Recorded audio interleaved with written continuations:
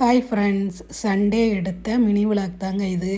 காலையிலே எங்கள் வீட்டுக்காரவங்க சுவரொட்டி ஈரல் வாங்கிட்டு வந்துட்டாங்க. காலையிலே கிரேவி வச்சிரு அப்படின்னு.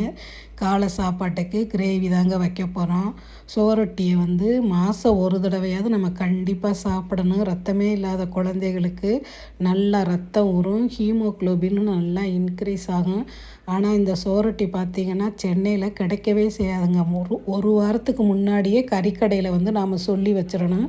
அப்போ தாங்க நமக்கு இது கிடைக்கிது. இந்த போன வாரமே சொல்லி வச்சு இந்த வாரம் சுவரொட்டி வாங்கிட்டு வந்துட்டாங்க. இப்போ இந்த சுவரொட்டியை சுட்டு சாப்பிட்டா தான் நல்லா டேஸ்ட்டாக இருக்கும் அப்படின்னு சொல்லுவாங்க. நம்ம கேஸ் அடுப்பில் இதை போட்டு சுட முடியாது.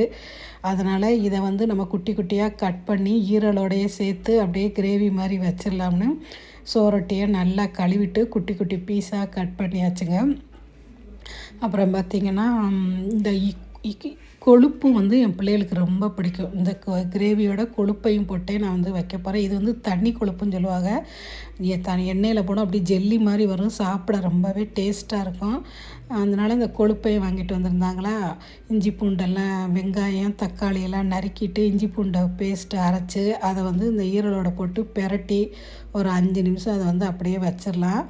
அப்புறம் அடுப்பில் எண்ணெய் ஊற்றி கருவேப்பிலை போட்டு நம்ம பெரட்டி வச்சுருந்த ஈரல், கொழுப்பு எல்லாத்தையும் அது கூட போட்டு நல்லா எண்ணெயிலே வதக்கி எடுத்துக்கிடலாங்க. இது ரொம்ப டேஸ்ட்டாக இருக்கும். அப்போ தான் அதே சட்டியில் வெங்காயம், பச்சை மிளகாய், கருவேப்பிலை, தக்காளி எல்லாம் போட்டு வதக்கிக்கலாம்.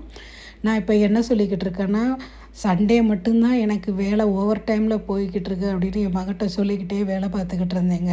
இப்போ இது எல்லாத்தையும் நல்லா வதக்கவும் குழம்பு மசாலாத்தூள், கரம் மசாலாத்தூள், உப்பு, கொஞ்சமாக தனி மிளகாய்த்தூள் போட்டு கிரேவிக்கு தேவையான அளவு தண்ணி ஊற்றி நல்லா கொதிக்க வச்சு இறக்கிற வேண்டியதாங்க. இதுக்கு பார்த்தீங்கன்னா நேற்று வாங்கிட்டு வந்தால் பரோட்டா மிஞ்சி போயிடுச்சு. அந்த பரோட்டாவை வச்சு இந்த ஈரல் குழம்பையும் வச்சு